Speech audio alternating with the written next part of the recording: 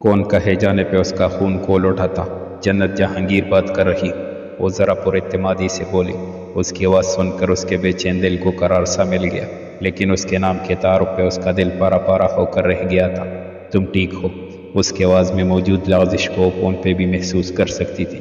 تبھی وہ اہم مدعے پہ آئی۔ کچھ کام تھا آپ سے؟ کہو، اس نے ایک لفظ میں جواب دیا۔ فیصل آباد والے گھر کا تو پتہ ہے نا آپ کو؟ ہاں جانتا ہوں، میرے ہاسٹل سے 20 منٹ کی ڈرائیو پہ ہے۔ لیکن میرا مطلب تم ٹھیک تو ہو؟ کچھ ہوا ہے کیا؟ مہر وہاں پہ ہے اکیلی؟ اس کی بے قراری دیکھ کر وہ فوراً سے بولے، کیونکہ اس کی اپنے لیے پرواہ دیکھ کر اس کا دل اس کے لیے نرم پڑے۔ وہ یہ نہیں چاہتی تھی مہر اب کہ اس کا دماغ سٹپٹا سا گیا۔ وہ وہاں کیوں؟ مجھے پوری بات بتاؤ تسلی سے۔ وہ بیٹھ پہ آ بیٹھا۔ اس کی طرف سے بتائی جانے والی ایک ایک بات پہ اس کے دماغ کی بتیاں روشن ہو رہی تھی۔ مہر اتنا بڑا قدم اٹھا سکتی ہے، اس کے لیے سوچنا بھی محال ہو رہا تھا، لیکن ایسا سننا بلا شبہ خیرانگی کی بات تھی۔ جیسے جیسے وہ اسے ساری بات بتاتی جا رہی تھی، اسے شاویز پہ بے انتہا غصہ آ رہا تھا۔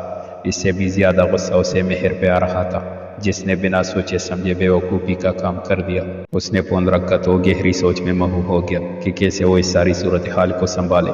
ابھی وہ یہ سب سوچ ہی رہا تھا کہ اسے اس کی طرف سے واٹس ایپ پہ وائس میسج موصول ہوا۔ میں جانتی ہوں کہ یہ بہت رسکی ہوگا آپ کے لیے، لیکن اگر آپ میرے لیے اس مشکل وقت میں میرا ساتھ دیں گے تو آپ کا یہ احسان جنت جہانگیر کبھی نہیں بولے گی۔ اس کی آواز میں اذیت اور التجا کی ملی جلی آمیزش نے اسے جھنجھوڑ کے رکھ دیا۔ وہ اپنی جگہ سے فوراً سے اٹھا اور گاڑی کی چابی دراز میں سے نکالتے ہوئے شرٹ کی جیب میں ڈالی اور اپنی منزل پہ نکل گیا۔ 15-20 منٹ کی ڈرائیو کے بعد وہ گھر کے باہر موجود ہوا۔ رات کے 11 بجے وہ اس کے گھر کے سامنے اپنی گاڑی میں موجود اندر جانے کی ترکیب سوچ رہا تھا۔ دروازہ ناک کروں؟ اس نے خود سے سوال کیا۔ نہیں، ایسے تو وہ کبھی بھی میری بات نہیں سنے گی، اس نے گویا خود کو جواب دیا۔ کیا کیا جائے؟ Pizza delivery? اس نے موبائل نکالا اور پیزا ڈیلیوری کو کال کی۔ اب وہ گاڑی میں کھڑا پیزا ڈیلیوری کا انتظار کر رہا تھا۔ کوئی 15-20 منٹ بعد وہ وہاں موجود ہوا۔ اس سے پہلے وہ گھر کی بیل بجاتا سجیل فوراً سے گاڑی سے باہر نکلا۔ جی، میں نے پیزا بک کروایا تھا شاویز، اس نے ساتھ ہی ساتھ جس نام سے ڈیلیوری کا کہا اسی سے اپنا تعارف کروایا۔ اس نے اسے پیزا تھمایا، جسے اس نے گاڑی کا دروازہ کھول کر اس کی فرنٹ سیٹ پہ رکھا۔ اس کی اس حرکت پہ پیزا ڈیلیوری بوائے کے ماتھے پہ پریشانی کی شکنیں سی پڑ گئی۔ اب کہ وہ رقم کے لیے اس کا منہ دیکھنے لگا۔ ایک منٹ بھائی، آپ یہاں رکیں گے اپنی بائک پہ ہی؟ وہ میرے پاس اصل میں چینج نہیں، تو میں آپ کو گھر سے لا کے پیمنٹ کرتا ہوں۔ اس نے بہانہ گڑا اور گھر کی بیل بجائی۔ دوسری طرف بیل بجنے پہ اس کے دل کی دھڑکنیں تیز ہوتی گئی اور آنکھیں باہر کو آنے لگی۔ پولیس؟ اس کے کامتے ہونٹوں سے نکلا۔ وہ لاؤنج سے ہوتے ہوئے فوراً سے لان میں آئی، رو کر اس کا برا حال ہو چکا تھا۔ Excuse me, pizza delivery boy ہوں، شاویز سر نے آرڈر بک کروایا ہے۔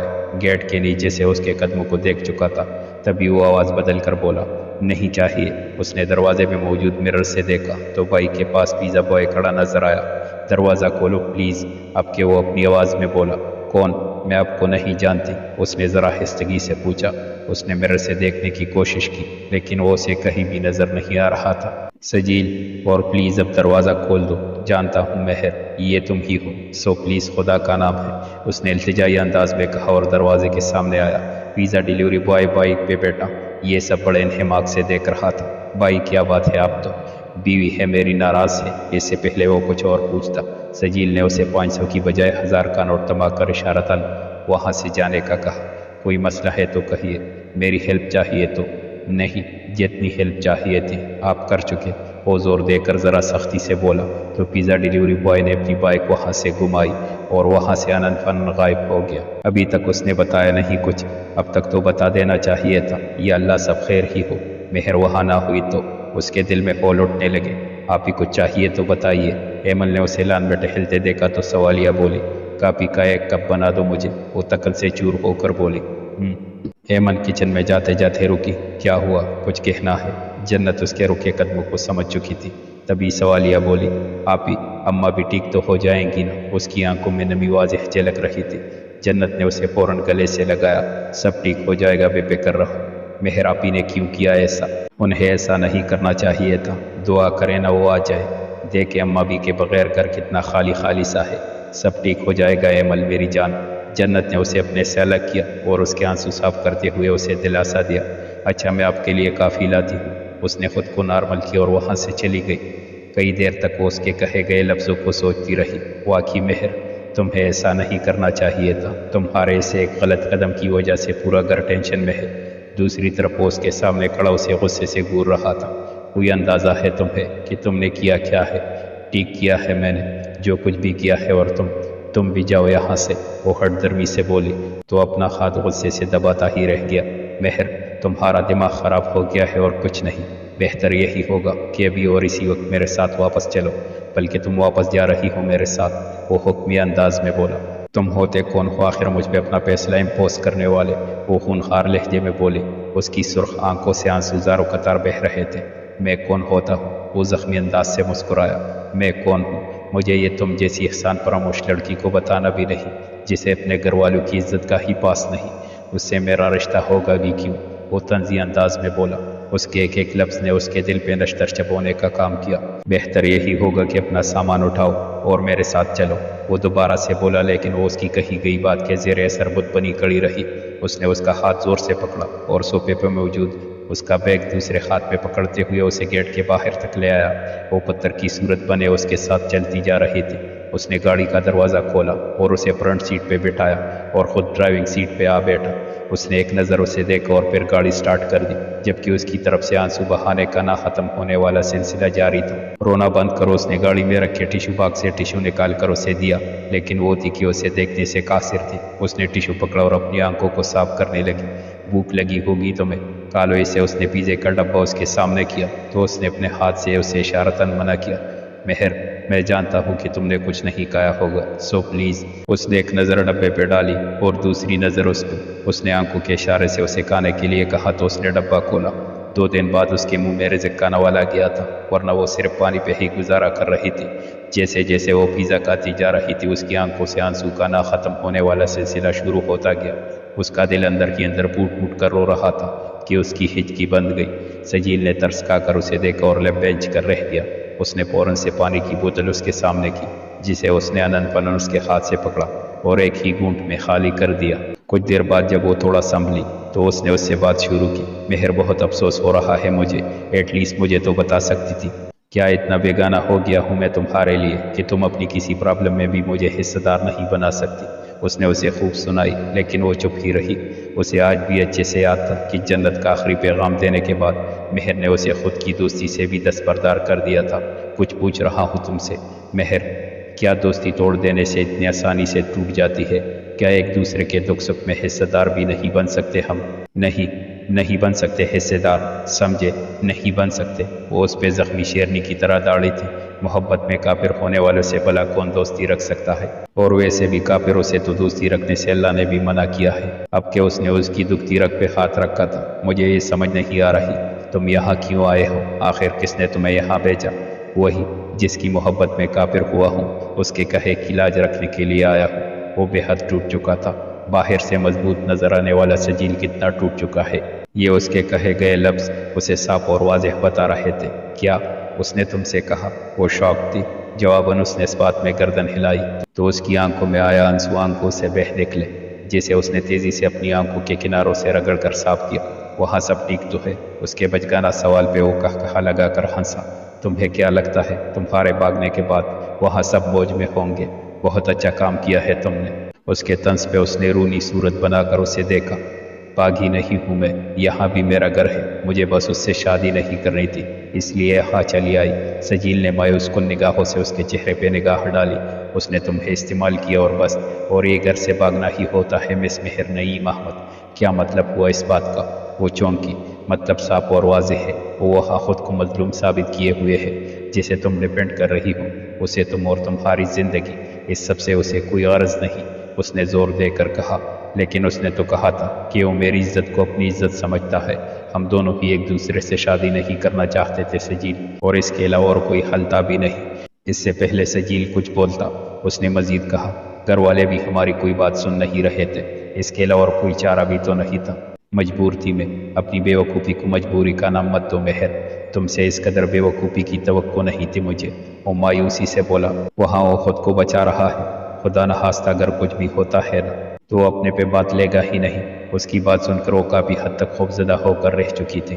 نہیں، ایسا نہیں ہو سکتا، اس نے تائی امی کی قسم کھائی ہے کہ وہ میری عزت پہ حرف نہیں آنے دے گا۔ اس کی بات سن کر وہ گاڑی چلاتا چلاتا رکا اور کچھ دیر توقف کے بعد اس کی طرف دیکھ کر گہرے انداز سے بولا، مہر، جب خود پہ بنتی ہے نا تو ساری قسمیں، سارے وعدے اور سارے دعوے درے کے درے رہ جاتے ہیں۔ بھلے ہی اس نے اپنی ماں کی قسم کھائی ہے، لیکن وہ اپنی ماں کی نظروں میں گرنے کی بجائے ان کی کھائی ہوئی قسم توڑنے کو ترجیح دے گا، اس نے تفصیلی انداز میں کہا اور گاڑی دوبارہ سٹارٹ کر دی۔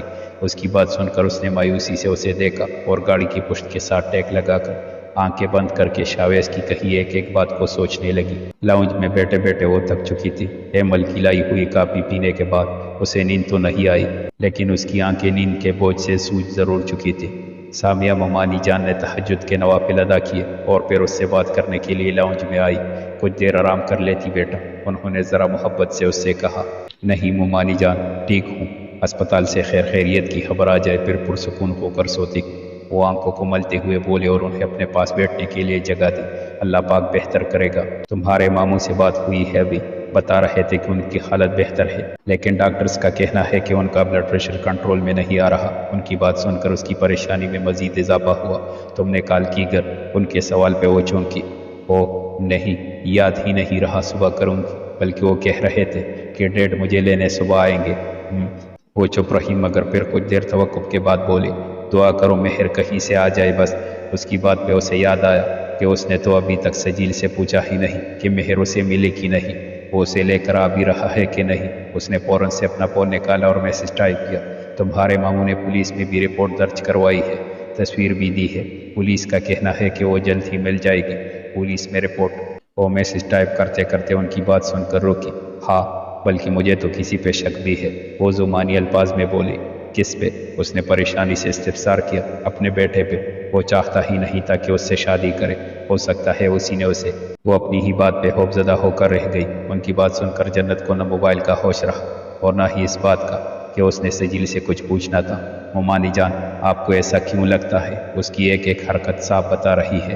ماں ہوں اس کی، سمجھتی ہوں اسے، اچھے سے سمجھتی ہوں اسے، بس دعا کرتی ہوں کہ اس سب میں شاویز کا ہاتھ نہ ہو، بس مہر جہاں بھی ہو بس ہوتی ہی واپس آ جائے، سب ٹھیک ہو جائے گا ممانی جان، وہ تسلی امیز لہجے میں بولی۔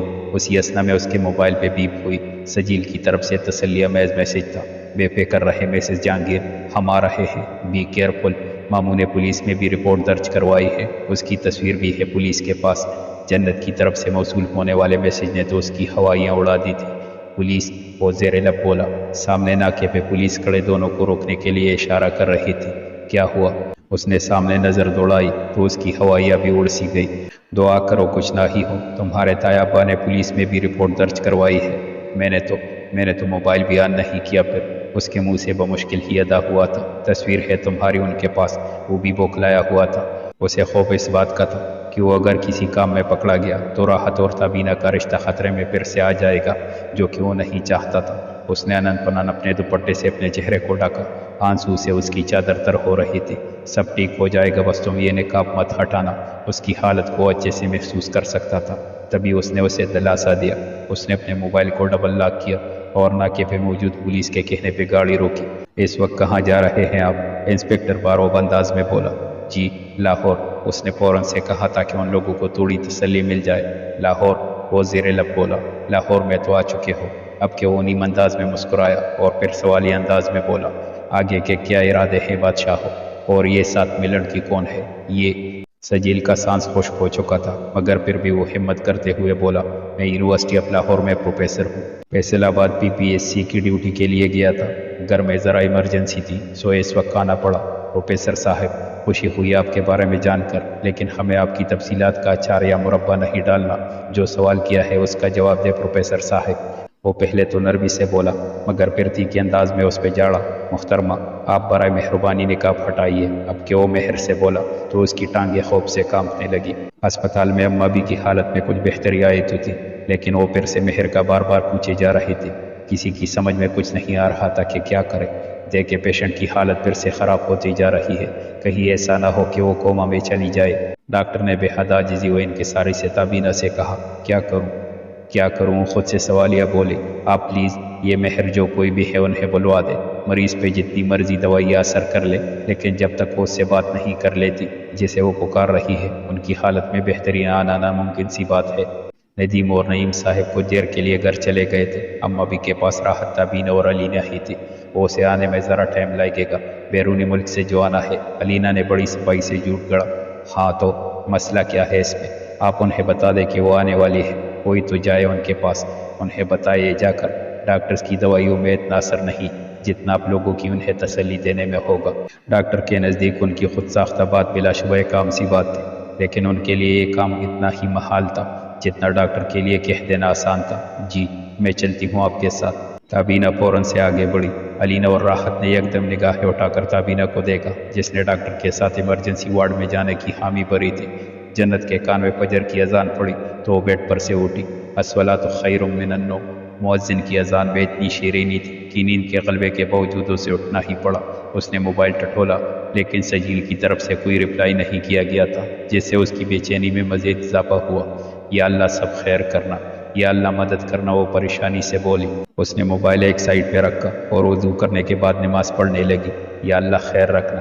دعا میں ہاتھ باندھتے ہی اس کی آنکھوں سے آنسو کا نہ ختم ہونے والا سلسلہ جاری ہوا۔ اس کے دل میں ایک ہلچل سی مچی ہوئی تھی جیسے کہ برا ہونے والا ہے۔ دعا مانگنے کے بعد اس نے دونوں ہاتھوں سے اپنے چہرے کو پیالے کی صورت چھپایا۔ کچھ انکہی باتیں جو وہ کہہ نہیں سکتی تھی اس نے دل ہی دل میں اللہ سے کی۔ سنبھالو اپنی اولاد کو، کہیں منہ دکھانے کے قابل نہیں چھوڑا اس نے مجھے۔ انہوں نے ایک جھٹکے میں ہی اس کا ہاتھ چھوڑا تو وہ صوفے پہ جا گری۔ نعیم صاحب کی زوردار آواز گھر میں گونجی تو سبھی گھر والے لاؤنج میں آ جمع ہوئے۔ اس نے فوراً سے جائے نماز تہ لگایا اور دروازہ کھولتے ہی نیچے کی طرف بھاگی۔ نیچے کا منظر صاف اور واضح تھا۔ زیبا کڑی زاروں قطار رو رہی تھی کیونکہ نعیم صاحب اسے ایک سے بڑھ کر ایک باتیں سنانے میں لگے ہوئے تھے۔ اگر ایسی کوئی بات تھی ہی تو یہ بتاتی ہمیں، اس کے ساتھ گھر سے بھاگنے کی ضرورت ہی کیا تھی؟ ندیم صاحب نے تلخ انداز میں سوالیہ کہا۔ ان کے ہاتھ کا اشارہ صاف سجیل پہ تھا جسے شماز نے پکڑا ہوا تھا۔ اب راحت بھائی ہی فیصلہ کریں گے۔ اس انسان نے پہلے بھی ہماری عزت کے ساتھ کھیلنے کی کوشش کی اور اب پھر اپنے پہ یہ الزام برداشت کرنا اس کے بس سے باہر تھا۔ تبھی وہ شماز کے ہاتھ سے اپنا ہاتھ چھڑواتے ہوئے بولا، میں نے ایسا کچھ نہیں کیا جو آپ لوگ مجھ پہ ایسے گناونے الزام لگائیں۔ کچھ نہیں کیا، تمہارے ساتھ پکڑی گئی ہے یہ، اب بھی تم کہتے ہو کہ کچھ نہیں کیا۔ نعیم صاحب نے خونخوار لہجے میں کہا۔ مجھے جنت کو سیڑھیوں سے اترتا دیکھ کر وہ بات کرتے کرتے رکا۔ ہاں بولو، ہے کوئی جواب تمہارے پاس؟ نعیم صاحب کی آنکھوں میں خون اترا ہوا تھا۔ ان دونوں کی یہ حرکت انہیں اشتغال دلا رہی تھی، مگر وہ تھا کہ جنت کی طرف دیکھے جا رہا تھا۔ اگر وہ انہیں سچ بتاتا تو جنت مشکل میں آ سکتی تھی، اسی لیے اس نے حفظ ما تقدم چپ رہنا ہی مناسب سمجھا، بھلے ہی وہ اسے کوس رہے تھے۔ شور اس کے کانوں میں پڑا تو وہ تیزی سے بھاگتا ہوا لاؤنج میں آیا۔ مہر یہاں؟ اس کی آنکھیں پٹی کی پٹی رہ گئی۔ اس نے دوسری طرف نگاہیں گھما کر دیکھا تو سجیل کو مجرموں کی طرح گھر والوں کے سامنے کھڑے پایا۔ میں اس فساد کی جڑ کو ہی ختم کیے دیتا ہوں۔ وہ وہاں سے انن پنن غائب ہوئے اور اپنے کمرے میں چلے گئے۔ ان کے اٹھتے قدم صاحب بتا رہے تھے کہ وہ کوئی سنگین قدم اٹھانے کے در پہ ہے۔ بھائی صاحب انہیں سمجھائے، اللہ کے لیے میری بیٹی کو بچا لیجیے۔ وہ ندیم صاحب کے سامنے ہاتھ جوڑے گڑ گڑانے لگی۔ بھابھی آپ ہی کچھ کیجیے نا۔ اب کے زیبا سامیہ کے پاس آئی۔ تایا ابا ایسا کچھ بھی نہیں ہے، سجیل بے قصور ہے، میں نے ایسا کوئی کام نہیں کیا کہ آپ لوگوں کو شرمندگی ہو۔ تایا ابا میں مر جاؤں گی لیکن اپنے پہ یہ الزام نہیں برداشت کر سکتی۔ وہ زاروں قطار رو رہی تھی کہ اس کی ہچکی بند گئی۔ مرنا تو تمہیں ہوگا ہی، اس گناونے کام کے بعد تمہارا زندہ رہنا ہمارے لیے گالی ہوگا۔ وہ اپنے کمرے سے باہر آئے۔ ان کے ہاتھ میں پسٹل دیکھ کر سبھی آگے بڑھے۔ کوئی آگے نہیں آئے گا، انہوں نے دھمکی آمیز لہجے میں کہا تو سب جہاں تھے وہی ٹھہر گئے۔ اسی اثنا میں گھر میں راحت اور تابینہ داخل ہوئے۔ ابھی وہ مرکزی دروازے پہ ہی کھڑے تھے کہ انہیں مہر روتے ہوئے نظر آئی جس کے ماتھے پہ نعیم نے پسٹل تانی ہوئی تھی۔ کیا ہے یہ سب؟ تابینہ بے پرواہی سے آگے بڑھی۔ یہ سب تمہارے اس لاڈلے کا کیا درا ہے۔ نعیم صاحب نے پسٹل سے سجیل کی طرف اشارہ کیا۔